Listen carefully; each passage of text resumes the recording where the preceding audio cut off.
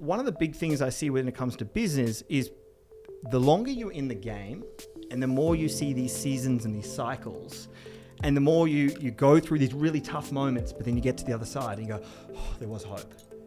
The longer you're able to resist and hold on. And I think this is the thing that often people will, let's say, they start a podcast and then in episode 10, they give up.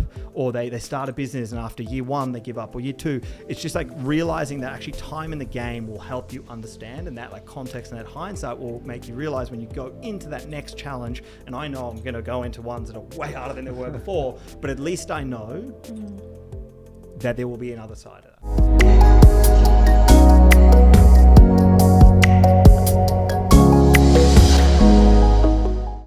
Welcome to QuestX Podcast. Today we have with us Frank Greeff, one of my favorite people in the whole world. Oh. I love listening to him. I love talking to him, and we always have amazing conversations. So today we're going to get all our audience to hear from him and understand exactly why I'm a big fan of Frank. Frank, thanks for coming. My pleasure, Yasser. Thank you. What an introduction. Yeah. I know, I'm a bit jealous. Okay, I can only let people down from here. So, when you have conversations with people, some of it get really deep and some on the surface. Frank and I always go very deep in our conversations, and it's always a pleasure. But we're doing something, we're just doing a small little game before we start, just to ease up the conversation. This is meant to be a very casual chat, so it's not an interview type of thing. So you can ask us questions too if you want. I will. And you're a pro at that, so feel free to just go hard on any There's of it. no cooking, no, unfortunately. Next time. I'm not going to comment on the cooking thing because we're live, but he's an amazing chef. Best ceviche he can ever have. So, but the game is, you want to explain the game? Yeah, so it's 2 truths and a lie. So you have to tell us 2 things about you that are true and 1 that's a lie, and we have to guess. Good. Okay. Am I going? Yeah, go for it.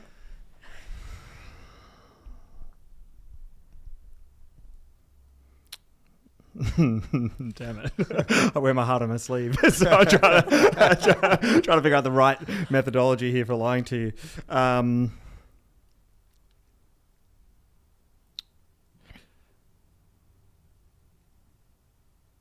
Me and my wife starting dating when I was 15 years old. I've now known her longer than I haven't. Okay, that's 1. Okay, good. I'm going to stay on the thread of my wife. Why not? Okay. The first time we ever went clubbing, I was 16 years old, and I used my brother's fake ID, or my brother's real ID, whichever one you want to say. All right, and the third one? Third one.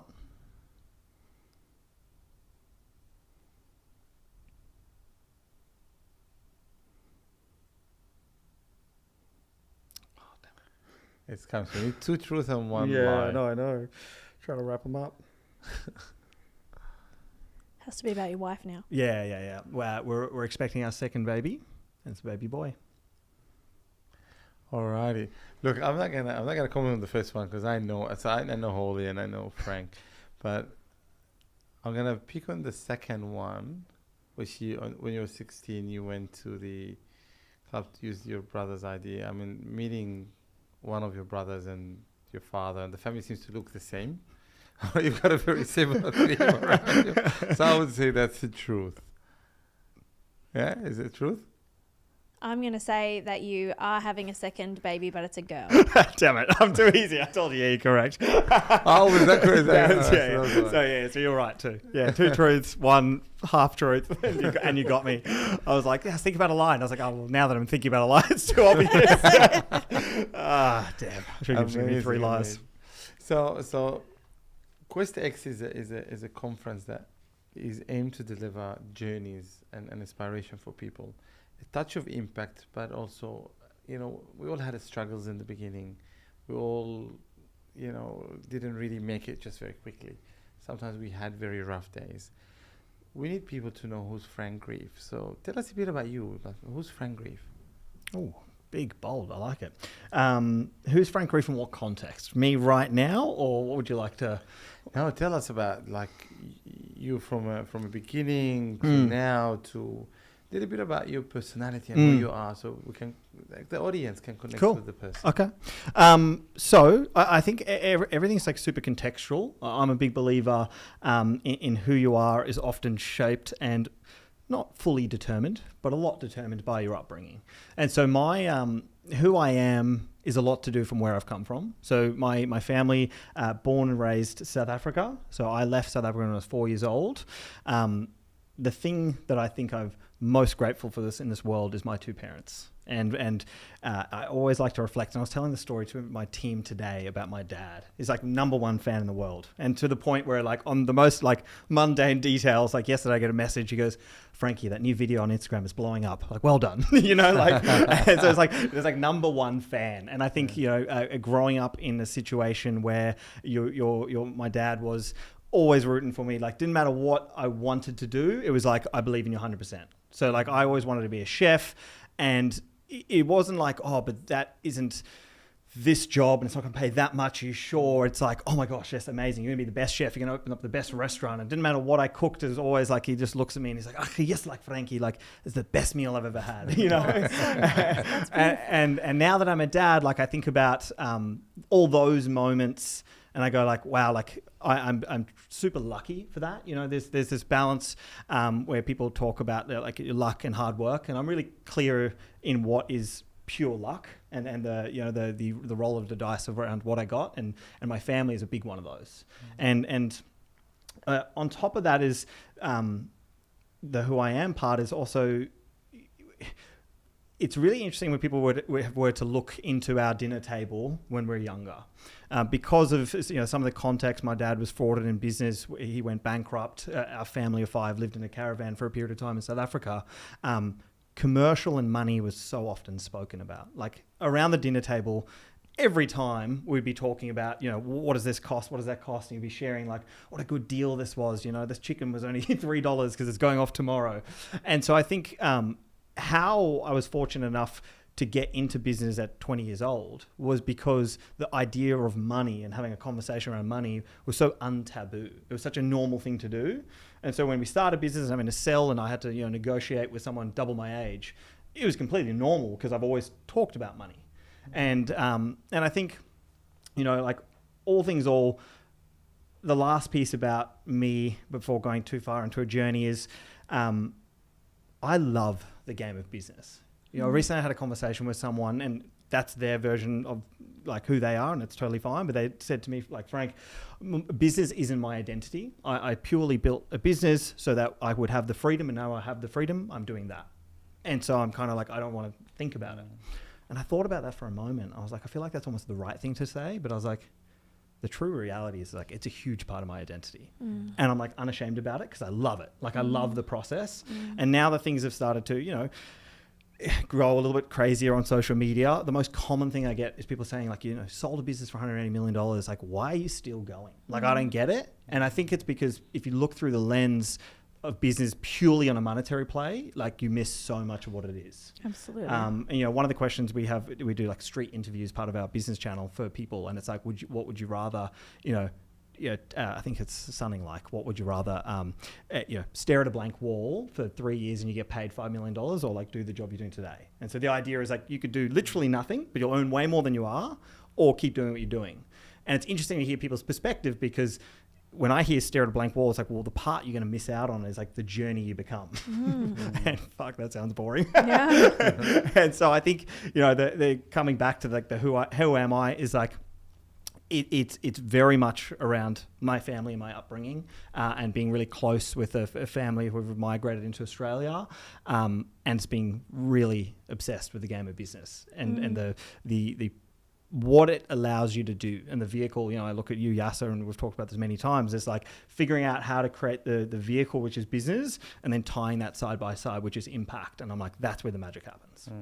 I agree. You know, I live and breathe that concept, right? But so if in business you have to pivot, right? So you pivot, and we're gonna go into your story a little bit because I think it's a fascinating story.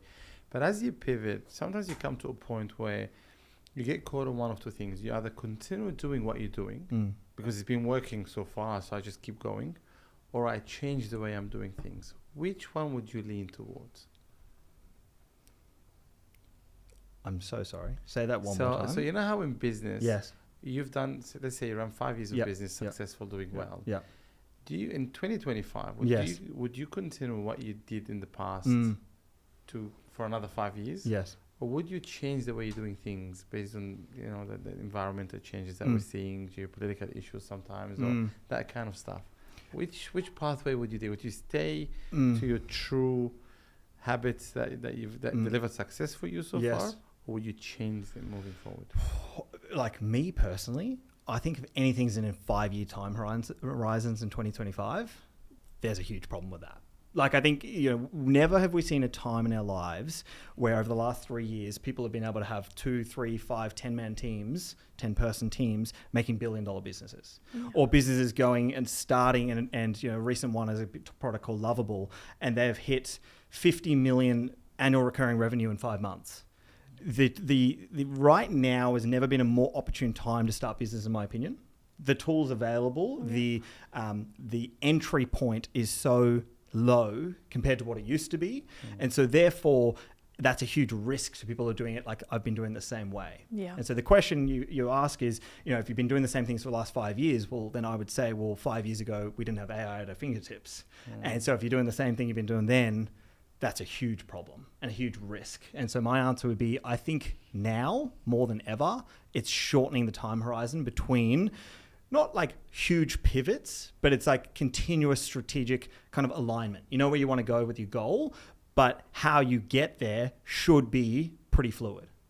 And would that then maybe, you know, the message to your audience might come across as you're not true to yourself, or is it, or you have to make sure that you're passing the message correctly? Because people can then get lost on this person been doing that. I mean, I'm an impact guy, right? If today I should change the way I present myself in impact, and my business is not just impact, right? I've got a huge, you know, portfolio behind me, but impact is a thing for me. And if I change my narrative because the future seems to be heading towards a different direction, that might reflect to my audience that I'm not true to myself. Can that maybe highlight that you're not really honest to your audience? Or you think you just have to work in the message better? So I think there's kind of like two parts there. One is like, should I pivot based on what I've been seeing? And the other one is like, should I, like, who I am as a person and individual? And I just say I as like the archetype of someone.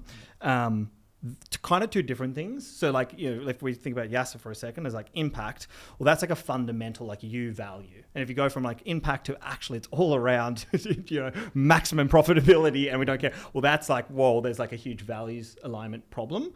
But if it's like, hey, my North Star is to create impact, and I've always believed in what are the best tools I can use to get to that outcome, that's what I'm talking about. So I'm more talking about less about the message, but more around how you get to that end state. But I also believe one of the challenges we have, especially if people are doing content and doing things publicly, and like, you know, I'm going to experience this a lot, which is like doing videos and you look back 5 years and people are like, Frank, you have fundamentally changed your position across 5 years. That's going to happen. But that's okay. Because also if you're learning day to day or week to week or month to month, which you should be, and then you're not adjusting, that's its own concern. Because the question is, well, are you staying true to yourself? Are you staying true because you're like, I said that thing 5 years ago, and so I don't want people to think I've changed? And that's like one of the challenges of like politics, right? Is in politics, it's almost like they never say I was wrong because they don't want to say I was wrong. But it's like, well, actually, if you have new information and new facts, and you now believe something that's different, it's not about being wrong. It's just like about having a new educated opinion. It's evolution. It's an evolution. That's, I mean, the Frank that sold his apartment to keep the business alive to the Frank today, it's probably different. Fundamentally different. Tell us about that. Yeah, cool. So a little bit of context for the audience. We started our business in, well, I can't actually tell you the year. I think it's 2012, somewhere around there. But it was about 12 years ago. So myself and my two brothers, we started a business. It was a physical signboard brochure printing company for real estate agents. At year roughly 3, we're doing about $600,000. And the dynamic was me and my two brothers. And so the easiest way to paint us is me and Jacques are quite... we're happy with risk, and my brother Ken, because I think he had longer context of what it looked like to have no money to have a bankrupt family. You know, he was, I think it was like 12. So he really got to experience that. I think he's a lot more risk adverse. And so when we were, you know, we'd talk financially about decisions like, okay, hey, let's hire another person. He's like, no. Like, what are we talking about? We're not going to go spend another $800 a week. And so Jacques and I made this decision. We were like, okay, if we sell our apartments, we then have no mortgages. We have no things holding us back. We could technically earn only $400 a week. And if we did that, then we could use that money to fund this next person, which was like employee number 2 or 3. And so we made that decision. Now, you asked the question, like the fundamental difference. I think back then, it was totally like fly by the seat of the pants and feel what feels right. So it's like, oh, we want to grow a business, so we need more team members, or how are we going to afford that? And it's just like you're making these little micro decisions step by step. One of the biggest things that I believe has changed in myself that I hopefully people can take away is I value thinking a lot more than I once did. And so what I mean by that is we often would have this thing where we would talk about something, let's say a new strategy or a new messaging to the market or a new tool, product, feature, whatever it was. And then like that afternoon or the next day we'd be implementing it, which is really cool. Like from a customer experience point of view, they tell you a piece of feedback. The next day you're delivering or working on it. Yeah. What an amazing experience. But with that comes a lot of like doing. 6 weeks later, we didn't think about that enough. And then you throw that in the bin. And so a lot of our early years was a lot of this like rapidly moving towards a new direction, working on something. Oh, that's not right. Throw it away. Next. And so I think now with the benefit of hindsight, I love moving at pace and having execution, but it's like overlaying that with some thoughtful strategy and direction. So when we started our new venture, Jacques and I would have spent 4 months, a couple hundred hours talking about everything, talking about what does it look like in 10 years, like what do we want to solve for, and trying to plan a lot more around like what does that success look like. And so then we have something to pass through our ideas. So a new idea comes and goes, well, we pass that through what our North Star is. It's like, that is not the same. And so therefore, well, that's a distraction, not an opportunity. And so I think the first thing that's fundamentally different about me is this idea around valuing thinking and valuing the right signals to make a decision. But the second thing that I hope is helpful and valuable to the audience is the ability to handle emotional and cognitive challenges. And I think this is something that's not unique to me, and hopefully to people in the audience, either in the early years or the later years of business, they go, aha. Each year, as you grow a business, you are by definition doing something that is completely new and you've never done it before. And so therefore, that is an emotional and a cognitive strain on you, which is like, I've never seen this before. This is scary. What do I do? And provided you're growing, the next year, the same thing happens, but the magnitude is like double as hard as it was last year. And like incrementally, as you go on, you're like, I thought last year was hard, but this year is really hard. And so what happens is like a rubber band, you're just continually getting stretched, and your ability to handle this challenge and load is just getting stretched and stretched and stretched. So like by definition, you want that, because if you're not, if the same thing that freaked you out last year freaks you out this year, well, then you're not growing. That's just become your new ceiling. Yeah. And I think, you know, there's this really interesting thing, apologies if you've heard this because you listened to 12 hours of my content. There's this really interesting study about rats in water. And for the audience that hasn't heard that, the idea was cruel study. I don't recommend it. I didn't do it, but that's okay. Thanks. It's very useful for my comment. Is they put rats in the water and they would see how long it takes the rats to drown. And so the first time they did it, it took roughly, I think it was like 45 minutes. The next batch of rats they put in the water, and at about minute 40, they take them out of the water, dry them, let them rest. And then they put them back in the water. And the next time, they last 48 hours. And all that's changed is they now have hope that you will take them out of the water. And so one of the big things I see when it comes to business is the longer you're in the game and the more you see these seasons and these cycles, and the more you go through these really tough moments, but then you get to the other side and you go, oh, there was hope. The longer you're able to resist and hold on.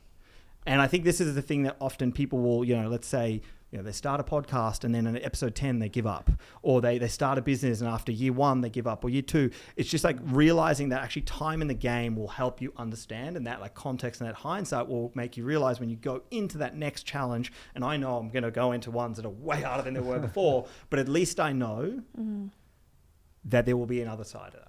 You just need to push that little bit. That little bit sometimes is all you need. That's all you need. And that's the difference between the 1%ers and the 99%ers. Is that little bit push. Is that right? 100%. Because I'm on the same page with you on that. I believe that we often give up too early. And even though it doesn't feel like it's too early, it's always too early if you haven't achieved your goal. So that little bit of push forward, it makes the whole difference between success and maybe, dropping out of something you're passionate about. Tanya, you're in business. Tanya is she's a business consultant in the space that, I'm passionate about. You see a lot of businesses. Can you share with us a bit of a story where you saw businesses giving up and maybe you helped them out not to give up?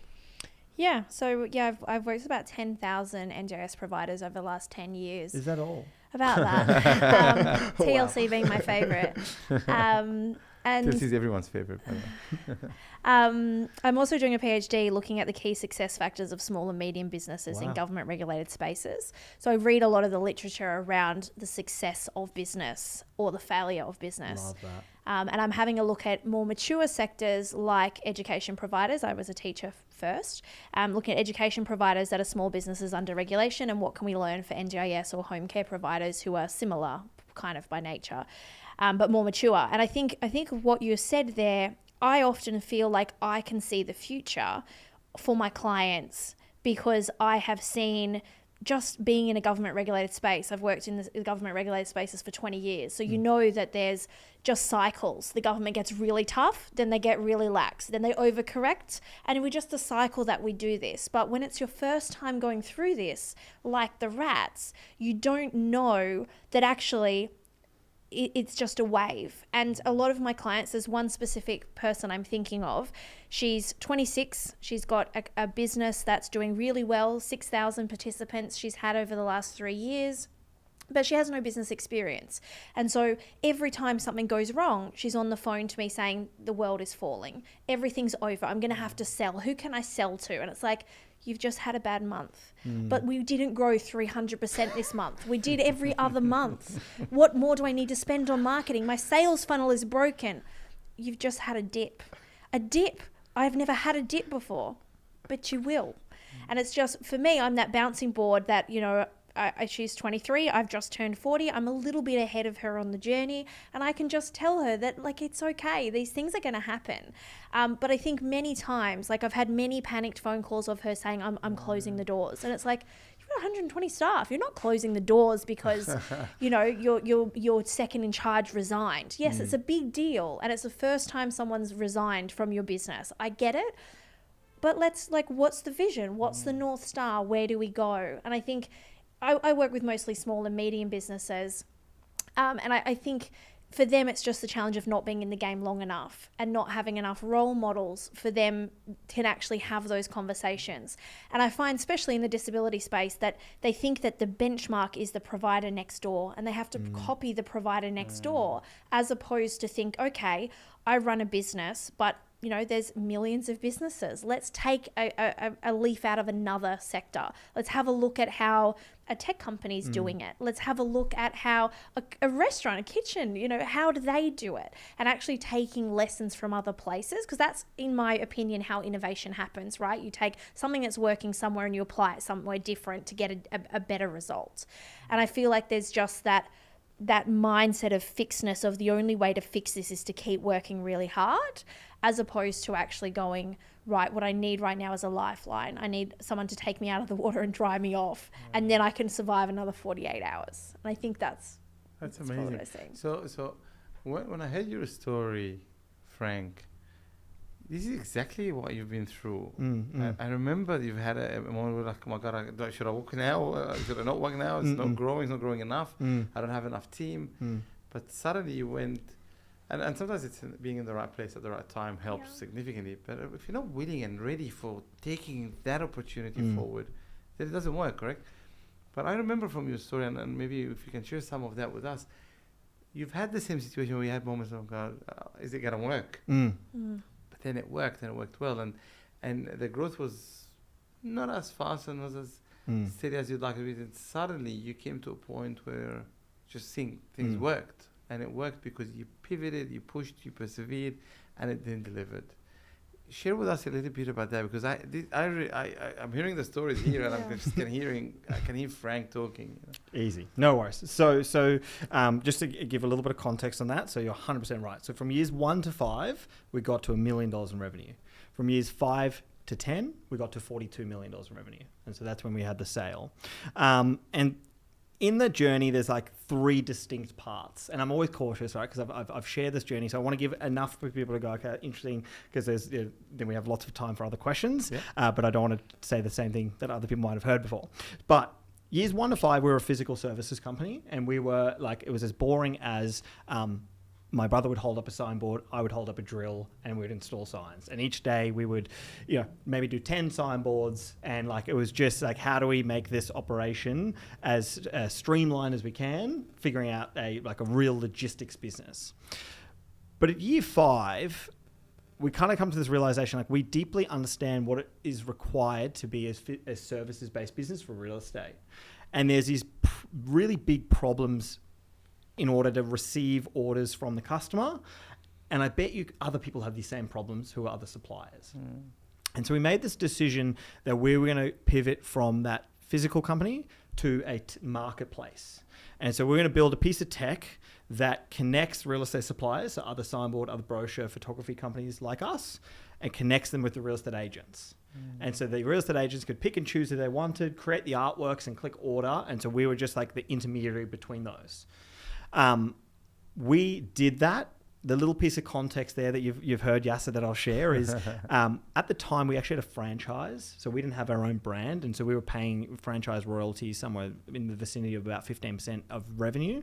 And so the decision to start our own brand meant we had to kind of leave the franchise. And so we did. We made a decision to leave the franchise to build our brand. We launched that. And this is that point in the world where we went like, oh, amazing, we've done it. Like, we've done it. This is so good because the customers are loving the product. And within about 3 months of launching, we were handed essentially like the start of a lawsuit, which was, you've gone and left this franchise. And we had to mediate over $50,000, which at the time was like way more money than we had. So we had to use like all of our personal cash. That franchise actively targeted us, and we lost 30% of our revenue. And so you go from that high of like, oh, amazing, we've made this crazy change, this is going to be amazing, to like, we're about to hit that $1 million mark, and we came all the way back within 3 months, and we lost like $300,000 of revenue, which is, like starting a business, that's like everything. But the final dagger in the heart was our parents were also within the franchise. They didn't have any business relationship with us. They had a photography franchise agreement. We had a signboard franchise agreement. But because obviously we're their kids, the franchisor decided to target our parents as well. And so they had an agreement that they were just about to sell the business, and the business, someone had an agreed buyer for $1 million. That was going to set them up. They're going to be retired. They're going to live on a farm. Everything's going to be great. The morning of their sale, they got an email which said, your franchise agreement is now null and void and been terminated because of what your kids have done. Oh, wow. And so in that moment, the decision we as kids had made, knowing the context of like our parents moving from South Africa to New Zealand to Australia, have gone through bankruptcy once before, and our decision has caused that to go again. We had made this promise amongst myself and my 2 brothers, which was like, if that happened, we will pay our parents back $1 million. And so I often reflected on the timeline, like, why does it take 1 to 5 to get to $1 million, but then from 5 to 10 to get to 42? The easiest way I can describe that is the entire family's livelihood now rested on us being successful. Myself and Jacques moved into an apartment together. Our salaries were about $400 a week. and you have a singular focus, your back's against the wall, and 3 determined young boys in this world with nothing to lose and only everything to gain is a very dangerous combo to having co-founders and having that like debt that we'd created in our minds for our parents. That honestly, as terrible as it was in that moment, was the best thing to ever happen to our business, because there wasn't a choice, but we had to succeed. And so at the time I was in sales, and so one of the most painful things about sales is picking up and making a cold call. But the hesitation to pick up a phone when you go like, oh, if I don't pick up that phone, I've ruined my parents' life. You're going to pick up that phone really quickly. But you never gave up, because the alternative for a lot of people will be, you know what, we're just going to go find a job. We'll go back to the franchise. Right? I'll go back to the franchise, make deals with them, or find a job, right? You're a chef, you had a career there already, you could have just done that and earn whatever money that is, maintain an average life and not have a business $180 million exit, right? But that push, and I get the parent, because I'm a person of a story that if it wasn't for the rough times and the challenges that I had in mind, this would never happen again. And till today, I remind myself of that. This will never happen again. I keep going. So these motivational aspects that inspires you and your brothers to keep going, very critical, but you had to pay attention to it. Because a lot of people don't pay attention to it. A lot of people it's getting too hard, I'm going to get a job. And I've seen people where they dropped the business purely because they felt it was too hard. But you went the other way around. You said, I'm going to strip myself from everything that actually could hold me back. And now I have nothing to lose, and I'm going to take on the world. And it worked. Thankfully. No, but I would say, if I'm analyzing, Frank, and it's not the space to do that, so I'm not actually analyzing fully, but if I pick one thing that I love about you, is you've always had come. I said, you want to go out for dinner? I'm like, okay. I've always said yes, because I've always known that we go out for dinner, we're going to just have a really good time. And I sit with Frank, and I can tell you, Tanya, Frank would just have a set of questions so deep every single time. And he even gets me to think of things that I didn't think of before the conversation. That curiosity is something I teach now to people that I mentor. I say, you have to be curious in business. But were you always that person? Because you ask a lot of questions that I think is really good. I say that in a very praising way. I think it's fantastic. But you ask questions and deep questions and tell me, well, how did you do that? Why did that happen? How did it work? Why did it work? They're very powerful questions. Were you always like that, or that's an acquired knowledge that you've gained that you need to ask? Why do you ask so many questions? I ask so many questions, Yassi. You're so correct. There's definitely a layer of just like natural, I'm curious, right? Like, so it's just an authentic, I'm curious. But I also like when I share these things, I also want to make sure like it's tangible for other people. And as I sit here today, a lot of who I am has been built off, I guess, strategy and time and effort to create the person I want to be. Here are the different layers of why I do what I do today. Number one was I read a book that really changed the way I kind of interacted with humans, which was How to Win Friends and Influence People. I think many people have read that book, but it was like the person who essentially asked the most questions, someone will leave the room and go, wow, that person's an amazing person. And again, you have to authentically care and be curious. But at that moment, I was like, I learned that as like a way to be able to better interact and better build rapport with people many moons ago. Then I got into the game of sales, and I realized like the ability to best have in like a business relationship to be able to sell someone, it's not about me telling you this is my product, these are the features, these are the things, and you're going to love it. It's about asking all the right questions to dig truly deeply enough to understand what is the pain points that you have. Oh, perfect. That's the exact solution I have. And people go straight into sell mode. And I say this because I'm like, I don't want Yasser to feel like I've been selling him. But people go straight into sell mode. Like, you're missing the point, because you might be selling this bell and whistle over here, but it's over here that matters. And I think through just the reps, it made me who I am. And then finally, it's like, I am such a big believer in like constant layering on your skills. And I think, contextually for like a conversation with you and I is like, I get that opportunity to sit down, have a conversation. You're doing business at 10 levels above me. And I'm like, what a cool opportunity. I want to learn everything I can. So I'm going to ask as many questions. And the beautiful part is you realize when you're having conversations with people, like people love sharing their story. They want to feel seen, feel heard. And so they get excited about that. But then it's like, it's a two-way thing because then I get to learn. Sometimes you have that moment with someone and they get into a room and the room is 6 people around a table and they need to feel like I need to say lots of things to impress everybody in the room. I'm like the total opposite. I'm like, I can say nothing. I will ask all the questions. I'll get heaps of value. People enjoy sharing. And that's like never missing out on that opportunity to learn. But I also do it in reverse. So the way we teach our team is we create a culture of feedback in our business. And so I will literally in the first job interview is say, the experience you're going to have here working with us is going to be very different to what you're used to. And what that is this continuous feedback all the time. And then on like week 1, I'll say to them, okay, well, there's an expectation. The reason you reached out to us to work with us, you had an expectation of what it felt like to work here. What is it actually like to work here? And the most common feedback I get from every one of the team members independently is like, you said to me there was going to be constant feedback. I didn't realize you meant you were going to seek constant feedback from us. And it was like, yeah, well, the only way that I can get better as a leader is I have to find out from you. And I got to figure out what are the right questions. And the last layer here is like, I read a book called Coaching for Performance. And the difference between if you ask the right question and the wrong question. And for the takeaway for the audience is there are a lot of times where people ask like a binary question. And so let's take it in this conversation today. It's like I say to you, like, do you understand? And you say, yes, because you will be polite and you'll say, yes, I understand. Compared to, as I shared this conversation about coaching, like what's the one thing that made the biggest impact to you?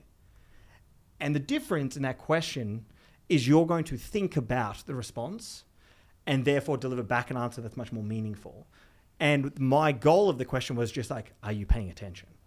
And it's this way of how it was framed in the book was really clever was if a tennis coach asked the player, were you looking at the ball? They say yes. When the tennis coach asked the player, when the ball was coming at you, which way was it going?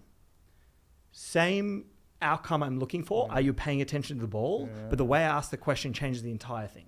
Well, I love that. It reminds me, I wanted my team to read something that is quite important. And I've got a big team, so I don't know who's going to read or not. I then put a wrong spelling word in the document, right? Hidden. And I'd say, can you please tell me which one is spelled wrong? So everyone starts reading with a lot of attention because the only way you're going to pick up that word that has wrong spelling is when you're actually paying attention to the word. And that's how I guarantee they have it. And sometimes I don't even put a wrong spelling word at all. You just ask the question. We just ask the question, right? Because it automatically means they're going to have to dig deeper. It depends how you dirty dog. It's that psychological, so mindset. good. But I love that. I love that. What I want from you is value. And to get the value, I need to work for it. And that means if I ask the right question, I'm going to get the value out of you. If I'm going to direct the outcome the way it would add value to me, that's how we should direct ourselves, correct? So... Yeah, I have so many questions for you. That was amazing. I think the thing that you said that stood out to me there the most was that you've created the person you want to be.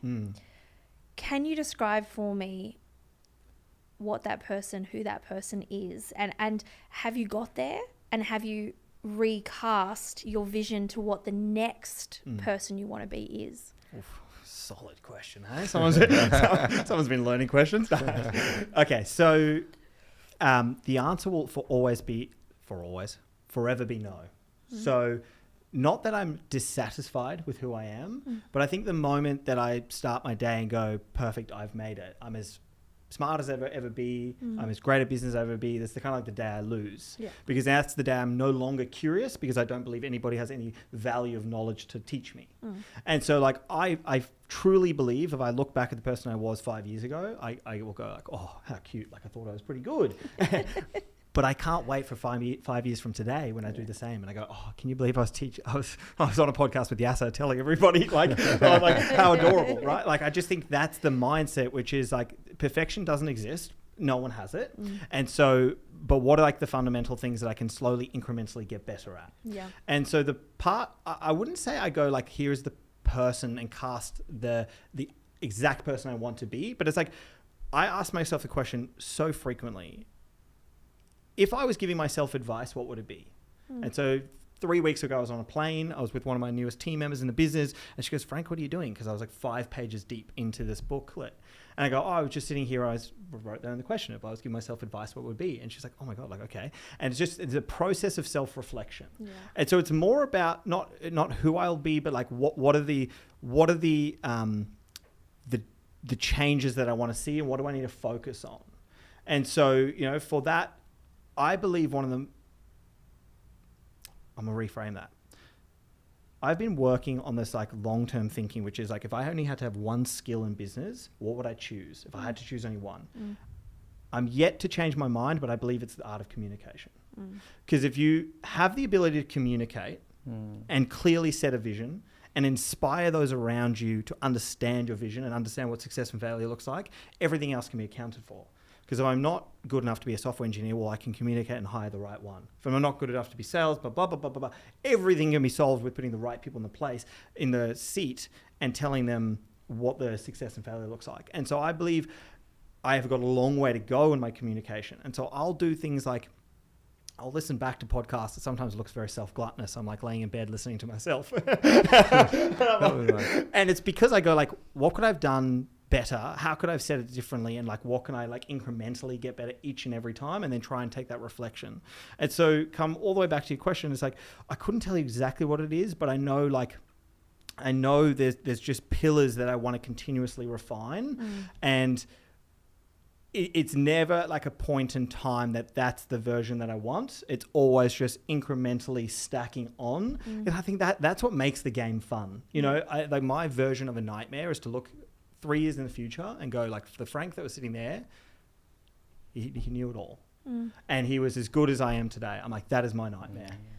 So a bit of a personal question, please, if you don't mind. You shared with us 3 things about your wife. Yes. How does she manage your constant drive and ambition to be better? How does it not? And I'm married. I have 4 children. Oh, amazing. Well done. I ask because I find it is a challenge often that I'm highly driven. I want to be the best version of myself, and not just in my marriage, but in other relationships. That can often be a bit of it can be divisive because people feel like they have to match you, they have to keep up.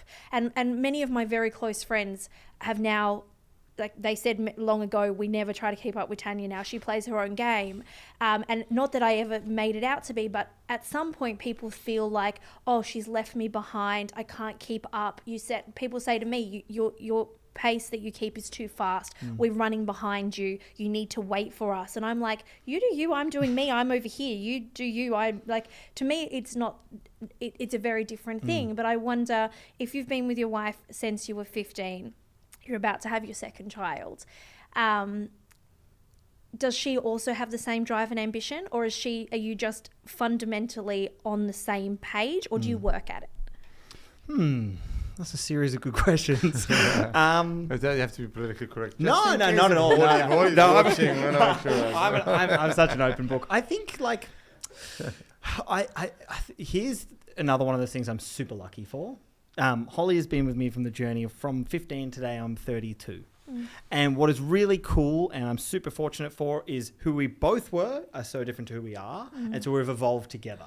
And so a lot of it's like you're like, that is Frank, like Frank is that, I'm just, that is the person I know and hopefully I think love. And so I think it's like, she wouldn't know him. She wouldn't know any different, but I also think like, I'm not like home version of me is slightly different, like I'm not like, I don't finish a dinner and I say like, okay, like family time is good tonight, but incrementally, how could we get 1% better tomorrow? Because that would she'd be like, nah, like this is not going to work. And I think sometimes like, her what she studied and it works is she's a clinical psychologist. And so human behavior, you needed that. Yeah. Human behavior is like, that's her cup of tea. Right. Yeah, so like one day stupidly, a couple of years ago, I said to her like, oh, darling, like, if you had to, diagnose me, what would it be? And she's like, oh, ADHD immediately. Like she said it like that. And I was like, oh, you didn't think about that for long. She's like, oh, no, absolutely. Like, and so she gets it. And so I really don't, I don't think too much that it's like in her face, but I think it's an interesting question. I don't 100% know the answer, but I think it's like we've become so used to it, and she's kind of seen that, and so I think any other version of me, she'll be like, this is weird, you know. Right. Interesting. That's lovely. She's a lovely human she's being. the best. Just, you know, like, she's a very She's the nice best. person. I have no doubt. Now, so Frank, is Frank arrogant? Gosh, well, I love that. Frank, I also love talking about myself in the third person. Frank, at age 17 in the kitchen, was a little arrogant. I don't know if I should swear, but a little arrogant asshole. Because for whatever reason, I thought I was the best chef in the world, and that other people just didn't understand how to, you know, why were they not as passionate about me? Why don't they care? And I'll share you a little quick story. My sous chef at the time at Bathurst Pavilion had overcooked an egg. We were on the breakfast section. It's not that deluxe, Frank. Just calm down. But I said to him, like, chef, like, that egg's overcooked. He goes, oh, yeah? And he picks up the egg and he throws it at me across the thing. It splashes on my face. And I'm like, just keep working. And the reason was because, like, I had this sense of, like, I'm so proud, and like I didn't respect the hierarchy of the kitchen, and so therefore like I was arrogant. And it's really interesting because that was the time of my life where I didn't do any learning or studying. The other chefs in the kitchen would have cookbooks and they would be studying new like arts and ways to like learn and understand. I did none of that, but I just thought that I was the best chef for whatever reason. And I think the game of business and then starting and like continuously getting knocked back and then really bringing in this like continuous learning mindset meant that the one that sits in front of you today is just not arrogant in any way, shape, or form. And I think that's like, I have thought a lot about that in terms of it's a dangerous game that can happen in the game of business. Right. So especially when you have, you know, we got to a team of 400 people. And naturally what happens is you have a lot of people around you that want to say yes, or that's a great idea, or amazing, Frank, oh, how impressive. And that's a trap because, well, no, I know that I can't always be right. And so you have to actively surround yourself with people that will challenge you. And so I did a piece of content on this yesterday. I'd hired I've spoken about her a couple of times today, I'm not sure why, but anyway, her name's Talia, 20 years old, amazing. And we say to our team, like, we want feedback. The people who say to us yes and always say you've got the best idea, you're not going to last long here. And so yesterday I started sharing her this idea and she looks me a bit dead in the eye and she goes, boring. And I was like, I love that. And I was like, that is exactly what I want. Like you need someone to be able to snap you out. And so I think you have to actively make sure that you have people around you that feel comfortable and you've created an environment where if they just say, yes, you're doing a great job, actually that's the worst thing you can do. And so you have to almost actively do the job to make sure that you are not continuously getting told how great you are, because then I think that over a long period of time will turn you into an arrogant person. Amazing. My question was purely because I don't think you're arrogant at all. Started with nothing, technically. Had a mustache. That's an interesting photo of yours. We got rid of the mustache. We sold the $180 million business. Then we decided to write a cookbook for humanity. Tell us more about this, because this touched me. I went to the Children's Cancer Institute. I didn't know you're going to present there. And I saw you walking up there. And at that time, we didn't see each other in person. And then you spoke your heart out in that event. And it got me. Right? It really got me. So I really want you to share that, because it is a beautiful story. And there's a back end story to it that just I think people need to... Because that's the human in you, that business hasn't changed. And I think people deserve to know that. Love it. So where it all started was, it was coming up to the exit of our business. And I'd spent a lot of time kind of like searching for what are the answers on the other end of this, and learning from content of post-exit founders. And there's this common thread. And I met someone yesterday who's 27 years old, worth $20 million. And you can tell he's not like very happy with where his life is right now. The common thread was, you're building this business, you have a great sense of purpose. On the other end, you believe I'm going to have the money in my bank, that's what I've been striving for, and I'm going to feel so great. You get it, your purpose is gone, and you feel lost. And that is just It was just every single time. And so I was really fortunate that I'd done enough of that research that I was like, okay, this is about to happen to me. What am I going to do about it? And so a lovely walk with my wife, Holly. I was wrestling with it because I was like, the way my brain is wired, I will go from this business, 12 years, like all in, the next day, the next thing, and just go like continuously next. And then one day I'll look back and go like, why did I have to do that constantly? Like, why did I constantly have to put myself in that state? But the challenge is like, I love the creativity of business. I love the process of going, I want to do this thing, and you create it and you do it and it's great. And I love all of that. And I credit all these skills. So I can't not do something. And so Holly and I were going for this walk in Manly, and I said like, why don't I use the skills I've got and do it for above myself, our family, and do it for other people, and through that process inspire others to do the same. Because in that moment, I decided like my goal was I want to raise $1 million for Children's Cancer Institute, and I'm going to do it through creating something, because I was like, it's going to be random if I go around like asking for people money, like, hey, would you donate? And it's like, bro, you just sold your business. Why don't you just give your money away? And I was like, well, technically it'd be easier just to hand over a check, but I can't then like inspire people through the journey. And I can't, because I believe I get this fortunate position where I've done the sale, I've got the headline numbers, you've got the articles about you, and now it's like, well, eyes are on you, and how you conduct yourself can then inspire others, or people go like, wow, what the, like this like archetype of the rich guy, and you fall into that trap. And so I then kind of went on this like journey to find out what is the charity of choice.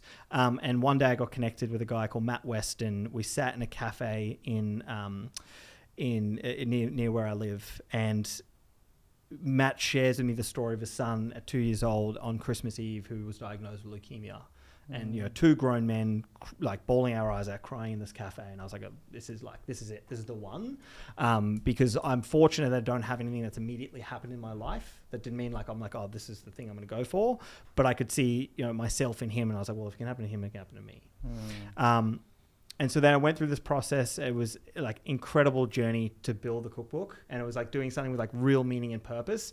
And the piece that I love was the creativity. It was like, we'd done the thing with having lots of team members in a business, and you start having like, all the delegation and everything like that. Now we're almost like a startup again. It was me and my team member Kai, 2-man team, 62 recipes, building a cookbook, doing all the marketing, everything for it, just out of our hands.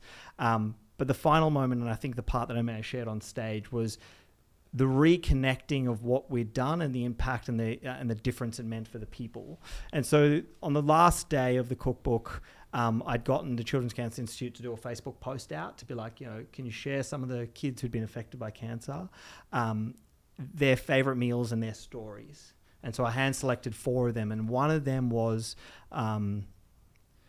a young girl by the name of Izzy that unfortunately wasn't, she passed during her cancer treatment, and it was a banana bread. And so I recreated the banana bread, I put it in the cookbook, and I told her story. And then I get a message from the mum, and she says, I want you to understand how much this meant to see our daughter in here. I still have our last banana bread that we ever cooked together. That's beautiful. I wanted you to share this because you said it the first time on the stage when I heard it on the night that we raised funds, and I went and did a challenge that was quite boring, and I heard that story, and a cookbook, banana bread can mean the world for someone. The thing you didn't mention is that you funded everything outside to get the book done, the printing, the video, all that kind of stuff. Because I think there's credit there, because you mentioned, it's that rich girl, why do you give money? Well, you have put your money on the table. You have put the time and effort into it. And I've seen that firsthand. And when you asked me to come on your podcast, it was in the middle of a time that I was about to travel, had a lot of things happening. And I said yes because of that story. Not the banana bread, because it wasn't there at the time, but the story of the passion behind delivering something with content into it. So hats off. You gave me every time with that story, and it's a beautiful story. Thank you for sharing. So the book has sold $250,000 so far? Yes. Yeah. And the goal is $1 million. Goal is $1 million. Yeah. So it's 100% of revenue. So I to Yas's point there, I've funded the whole process of creation, all the marketing, everything that's gone behind it, so that people are not like, oh, I'm paying money for Frank. I'm paying directly. Can we sell copies of the book at QuestX? Absolutely. Yeah. Love that. Yeah, let's do Absolutely. that. Well, QuestX is the mix between impact and business. This is the whole thing about QuestX. QuestX is under a non-for-profit. It has no profit return into it. We're just trying to cover the costs in general. And any extra proceeds will go for people with disability to help them with employment, 100% of it. Same concept. We align impact and business. They can work together. Right? There's nothing wrong with that. And we definitely would like to push that out there, and we'll support it 100%. 100%. So I think the thing that I was thinking when you were telling that story is, it's true, when you sell a business, you kind of lose that identity. And so what you've done is very similar to what Yasser does with the impact side. You've said, okay, I'm still going to use my skill set, but I'm going to do it for good. Do you have once you reach the $1 million, do you have a next goal? Absolutely. So I've already, part of the strategy of the cookbook was I knew I had to build a personal brand, because if I just spent Facebook ads to sell the book, before you know it, I've spent $1 million to sell 1 million copies. Yeah. So I was like, I need to go on this journey to build a personal brand, create an audience, build the podcast. And the only marketing I do, the only sale I ever do is for the cookbook. Yeah. And so recently, so you had this big spike, got to 250 grand, and it was and then recently what happened was it's kind of you've extracted what's in your audience, so therefore you need to kind of go again. And so this year, roughly January, so me and Jacques have kicked off another business, and so now we've hired a team. So we've got a team of 4 people in the content. So now it's reigniting, really supercharging what we're doing so that we can bring up the cookbook. But yeah, the goal for me now in terms of business is we want to go much bigger. We want to go faster, and we want to have now lasting impact. So we've got to be able to, the fortunate position of the starting is go, what is it that we would happily do for the rest of our lives? Who's the customer we would talk to, and what's the thing that now feels like the life mission, rather than just hey, this is going to get to a cash exit.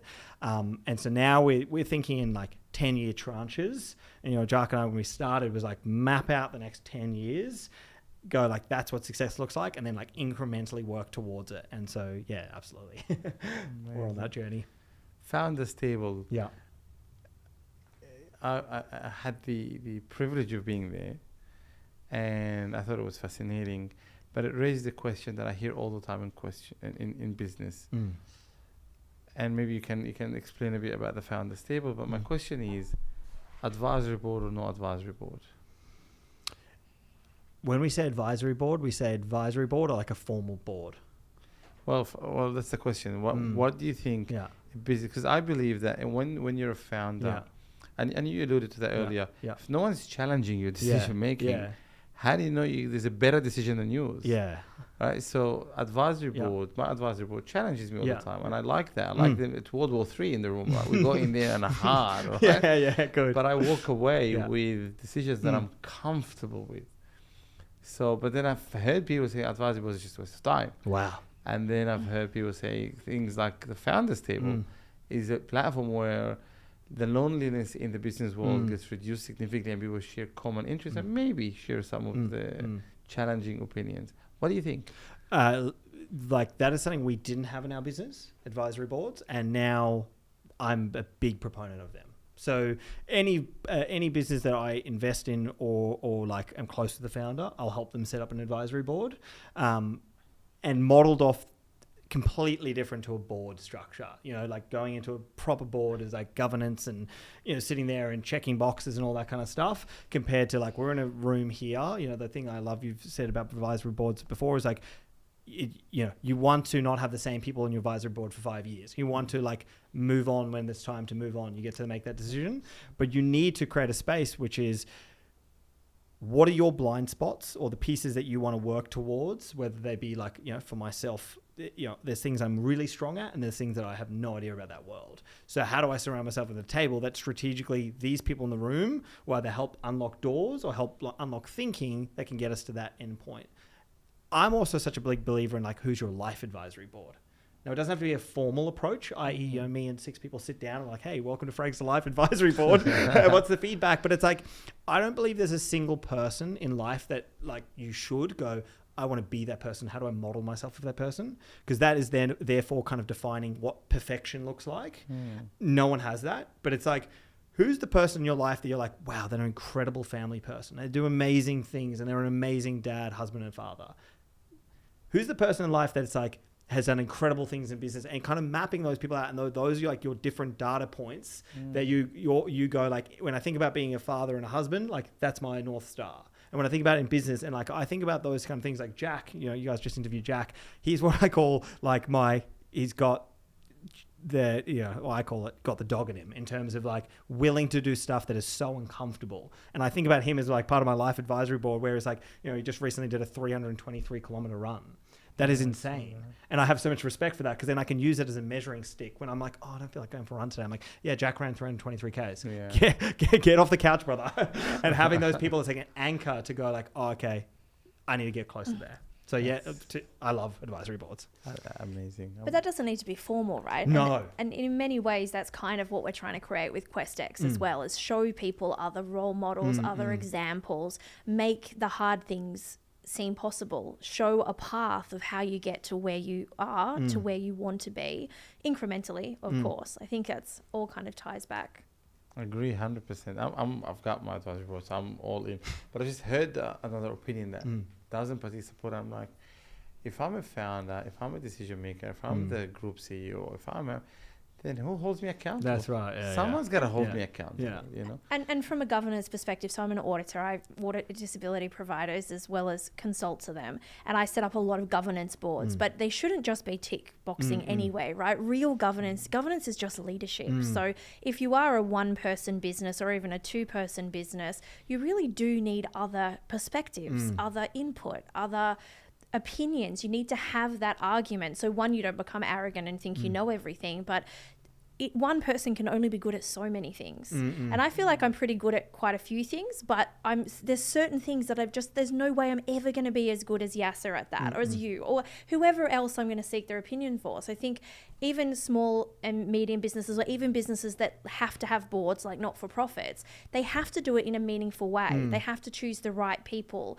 And even the box ticking should actually be meaningful for the business if it's done the right way. So can you name me 2 people that inspired you? Yes. Do you say or name you 2 Can you people? name me I 2 people? can. that So inspired the first one is David Shane. So David Shane, I touched on that story before. Yeah. I went and had lunch with David Shane the other day, and so sells his company for $1 billion in year 2000. Then goes on this journey, realizes actually I love business, starts a venture firm, which is a very good venture firm in Australia. I go into, I've built a relationship. It's similar timing to you and I, Yasser. Part of the journey we haven't talked about is I knew no one until just before Necker Island. I'd never done networking. I never knew about networking. And yet Necker Island like changed my world to go like, oh, I need to know more people. And so similar timing, I met David. And we're sitting at lunch with David, me and Jacques. And he's like, yeah, I just did an Iron Man. He's like 60-something years old. And he's like, he talks about like, if I had to trade all my money for my family, I'd do it, and just like, you're sitting there, this guy sold a business for $1 billion for any reason. He could not want to come here. He still goes to the office 5 days. Why? Because he loves it. The first time I met him, I just said to him like, Dave, like, no offense to me, but why would you want to sit here today with me? And he goes like, the reason is because of the energy. Like I leave here and I'm more energized. So why wouldn't I want to do this? And I was like, that's so I cool. agree 100%. That's what gets me, by the way. Yeah. Like, just, Yeah. And who's the second person? And the second person, who's the second? I don't want to say it because I'm just here, but it's you. And so I know. I don't want to be like, oh, lame, Frank, but like, but it's true. Like, and I've shared with you on stage. I shared the places like, you were my North Star of what it looks like to realize that, like business can be a profitable venture and be deeply tied into impact in a really strategic way. And so like, regardless for you and I in the room, if it was someone else I was talking to, I'd say Yasser, because that's the truth. I don't think I know. I haven't yet met anybody who's figured those things out where they can be in symbiosis between impact and business and not one trying to compete with the other. And I think that to me, business is the thing that can change the world. Like fundamentally, I don't believe government can because there's too much like bureaucracies and red tape and like it's too entrenched. Where people that have like the heart that you have and the willingness and the skills, and then can layer impact and business together. I think that's it. So you're on there on my life advisory board for ability. I just want to highlight. I'm very grateful for that. Thank you. My pleasure. It means a lot to me. And I feel bad that we're doing it on air because it feels like it's an honest feels discussion. It's actually I didn't know you're gonna answer that, but it's an honest discussion, and it keeps me going. When someone says that to me, I live and breathe that concept. This is my life. When I feel that it's delivered a token that can get carried on, and someone might take it on and deliver on it, and you've done impact, you've done the book, and I've been there. It touches my heart because it's what I live for. I think that's one of the coolest things that people misunderstand. Like, I'm really fascinated about this idea of, you talk to people. I spoke to the researcher of one of the head researchers at Children's Cancer Institute, and she shares the story with me. Like, there was one professor in my university that shaped my entire life, and she's gone on to be from Children's Cancer Institute team of 15. They started with a 10% survival rate for some cancers, and now they have a 90%. And you're like, that one person has made an impact on that one person who's made an impact on these people. And I'm like so obsessed with this concept, and that's part of this challenge. Is like, if the person goes and like does their business and then goes, cool, I'm retiring on a farm, I'm like, oh, what a missed opportunity to go and like the one by one inspiration and like the how you can change the world through like being a guiding light. Like, I think that's freaking cool. 100%. And we're privileged to be in a position where we can do that. Oh, so true. That's definitely right. Tanya, I wanna put you on the spot, but I'm not gonna ask you that question. We've got one of the best podcast interviewers in my opinion. All right. Commonly, when we meet people we don't know, the most uncomfortable thing is to have conversations with them and ask them questions. I want you to just give us the art of asking questions to Tanya, who you never met before, and show the audience that we can extract a lot of value from people we don't know purely by asking the right questions. Everyone is on the spot. That was not planned. That's good. That's really good. It's real. Okay. So what I'm about to share is actually more around like the strategy of how I think about it, and then you'll hopefully get an insight into my mind and then an insight into how to do. Okay. So I believe the process begins before you sit at a table. So it's like, what are the things you do around? And so part of the Chew the Fat podcast is I cook for a guest. And I think from the outside in, it's like, oh yeah, it's because it's for the cookbook, you do the cooking for the guest. But it's a lot of it's to do with these different stages, like psychological signals that I'm trying to build up to a moment where then we sit down and interview. Because my belief is that if you can have the best conversation with that person, then you can have the best interview, and therefore over the long term, you'll have the best podcast. So what I do is, firstly, I have the guests come to my home, because what I'm trying to do is create an environment where it's like I'm welcoming you into my home. I then cook for them, which is I'm then in service to them. So it's like you might see the headline number of like Frank, 180 million, blah, blah, blah. And so you might have an expectation, but I'm not too good to cook for you. And so then I'm setting that. And so like it's these like incrementally, slowly getting closer to that moment. But now it's, that's not very helpful because people are like, well, I'm not going to cook for people. But it's like, what are the questions you ask prior to the podcast? So then I will say to someone, my goal here today is to make sure that you have the best conversation that you've had. And the only way I can do that is because I want to make sure you get the outcome. So what is the most important thing today that would be the most valuable to you? And so what I'm trying to do is I'm starting the conversation like, oh, he doesn't care about his audience or him, he cares about me. Okay, so then I'm slowly, incrementally. Then I will say to them, now, I've been on many podcasts. People will often ask the same questions, and I want to make sure like that's not very helpful to you. So what is the things that you don't want to talk about? And so again, slowly, incrementally. And then finally, what I'll do is like the post-interview questions. I'll get very specific in a second. The post-interview questions, I'll say to them, from what I've done today, what's one thing I could do differently that would make this experience better? So at the end of all of that, I then want to go to them like, okay, I know you probably thought it was good, but like, how could it be better? And so that is like a signal to, again, be like, I don't know it all. How can we be better? And so I think a lot of these things is about the pre-frame and the post-frame to make them feel that experience. And then it's the questions in the conversation. what can be of value to that? Well, ask Tanya that question. Yeah. Ask You're that. gonna ask me. Well, Now you're putting me on the spot. absolutely. I love So that. you want me to ask Tanya a question? Yes. Okay, good. Because one of the hardest things, while you're thinking of that, Yeah. Frank, is when we go in a context of networking, for example, and I've been to the founders table, I've sat with amazing people. I became friends with actually a few of them, and I've had some friends there, and we started to work out the questions. I'm thinking in my head, I'm connecting with people that I've never met before. I didn't have the context before. You know, I understood what you're doing, I understood, you know, what is it about, but the context of that person, 'cause I didn't know which one I'm going to talk about, or was going to see next. And I find that those questions are how you break the ice and how you get value out of people. So how can I get value out of someone that I've never met before and make sure that we break the ice? Sounds like you'd ask me 15 questions. I'm ready. It's 30 years from today. You're sitting on a couch and you're drinking tea and you're reflecting on the incredible life you've had. What are you most proud of?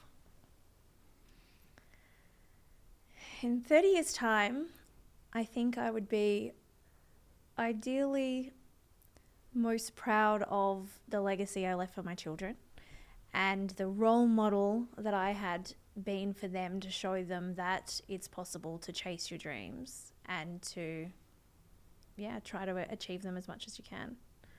And you said ideally there. What do you think would hold you back? This is very NLP. I love that, but that's a very when would valid. now be a good time to... I love that, Frank, actually. I love that. What would be holding me back? I think what would hold me back is the perception of what success is. So if I'm to sit there and say that I was the role model for them, would I truly believe that my life was as successful as it could be? It's a very deep question. Boom. Always. Well, but that's how you connect with people in depth, right? You get value, because we spoke about this. Value is such an important thing. We have to add value to each other constantly to always have a valuable connection, correct? And if I don't ask this question, and I actually think it's a very good question, because how often we fast forward our life and look back, and you said legacy. Do you know how powerful that word is? Because if we talk about money, I mean, we're all successful business people here, fine. If we talk about the only thing that keeps us going, it's not that, yes, hope you sell another business for $1 billion, $10 billion, right? But it becomes numbers on papers. I remember I met a sheikh in Dubai, and I said, how do you work for wealth? He goes, wealth for me is numbers on papers. It becomes at a point of time when you just have it happen, especially if you're a ruler of a country, right? Money becomes, I'm like, so why do you invest all this money? Why do you have all these businesses? And he goes, because it's important for my legacy. That's what you have to work for constantly. If you stop, the legacy stops. And that's where I think it's a big piece so that can keep us going beyond the financial aspect, which you alluded to earlier in the conversation. But amazing question. And I'll give it a little piece of value there. The biggest thing for me, I think, in those moments, and whether it be a sales conversation, so people listening, like, I'm not starting a podcast, why is this interesting? But it's like, you know, like whether it be trying to connect with people, sales, or the art of communication. For me, the question is one piece, but then it's like what are you doing to like study the question and find the follow up? So I'm looking at someone's face, or I was staring at your face intently. I'm looking at someone's face as like you will see a moment where they might see family and then their lips will twinkle, like, or their eyes will twinkle, or something happens, and I'm like, okay, in that answer there was a moment there, or like a choice of words, like there was ideally there's a very specific choice of words, so there's something underlying, and so the only way for a question to be good is you've got to peel back the onion layers of it, and it's not really about the answer, it's about what's below that and like what made up that answer, and as you dig further, that's where the real magic happens. And I even do it from this is a valuable piece for people when they're hiring people. I will do the same kind of intent creation of questions for hiring. So I will say to someone, when you're really honest with yourself, like, what's the one thing that holds you back in business? And they'll say to me, like, oh, it's perfection, or oh, it's this or that. And I go, oh, makes perfect sense. And what's the second? Because it's the first one I'm prepared for, the second is the onion layer, and that's going to be the truth. The answer's never the answer. That's right. Yeah. Or my new favorite one, and this is it makes people feel uncomfortable. As I said, I'd like you to spend a couple of minutes and tell me, why shouldn't I hire you? I would never want a job interview. Yeah. Wow, that's very intense. And because the question is like, it doesn't really matter what you say, but what I'm trying to understand is like about your character. And if you can sit there and for 2 minutes tell me like, you probably shouldn't hire me, and you be real with it, I'm like, amazing. You the humility that you're showing. Or if you get uncomfortable, well, I'm like, well, business is uncomfortable. And if you can't answer that question, well, when the reality is happening, you're just going to be uncomfortable. You know what I mean? Like, so I think the art of like the perfect question. I studied that in Stanford, which I know we never had that discussion, so I'm not sure if it's like, and you, it's creating friction. In Stanford, it was more about friction, right? How do you ask a question that make the person a little bit uncomfortable, that you create a bit of friction, and then they get it out, and then you get the reality behind it. Yeah. And that's exactly what you said there, which, it's fascinating because it does work. Oh, yeah. It does work. Oh, yeah. You do it to me all the time. I do. I know. do. And I know It it's does work. intentional. You just throw it like boom, and the person eventually is like, oh, what do I say now? And that's when you start getting the real. That's the real stuff. The real stuff. Yeah. They call it sleight of mouth, right? Sleight of mouth. Have you seen? There's a famous. I can't remember his name right now, but he has sleight of mouth so well that he can walk up to someone in the street and have a conversation and just say, hand over your wallet and your keys. And he can just walk off because the sleight of mouth is so good. Yeah. I studied him for a long time. I really wished I was as good as him at that. Amazing. That's brilliant. Frank, I am loving the conversation. I have one more question. Can I ask one more question? You can't finish the story without telling me if you paid back your parents $1 million. Good question. I've written it down. I've been dying to ask. So what happened in the journey was after 3 years, we applied enough pressure to our major competitor. They walked through the door. They were 8 times the size of us in revenue. And they said, can we do they said, can we do a merger? I negotiated a 50-50 merger. Then at that moment, we knew, okay, well, there's going to be a potential exit here. And so we gave our parents, I think it was 1.5%. And so at the time of the exit, they walked away with about $2.7 million. $1 million plus interest. $1 million plus interest. Well done. So that was the most special moment of the whole sale. Is like calling my parents, check your bank account. It's like, that's awesome. How beautiful is that? Yeah. His father is a lovely man. Honestly, like when I came to your house in that moment and you were busy there, I knew that was just. I said, oh, you look like you're standing there. Go just have a chat with me. She said really nice to me, man, honestly. There's a question that we always ask when we close the... What should the audience expect from your presentation in the conference? Why would they come to the conference to listen to Frank? Why would they come to the conference?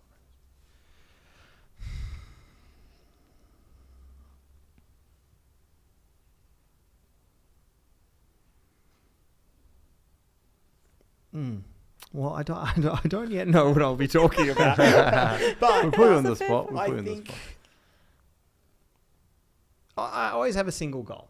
So when I do a talk on the stage, I have a single goal. Like, if I can have just one person leave that room inspired, excited, and attack whatever they're doing the next day and moving forward with a newfound energy, I've been successful. And that's it for me. And that's you're joining the goal of the conference on that. Frank, welcome to QuestX Podcast. We loved having you. The conversation was brilliant. Thank you very much. Thanks so much. No worries. Thanks, guys.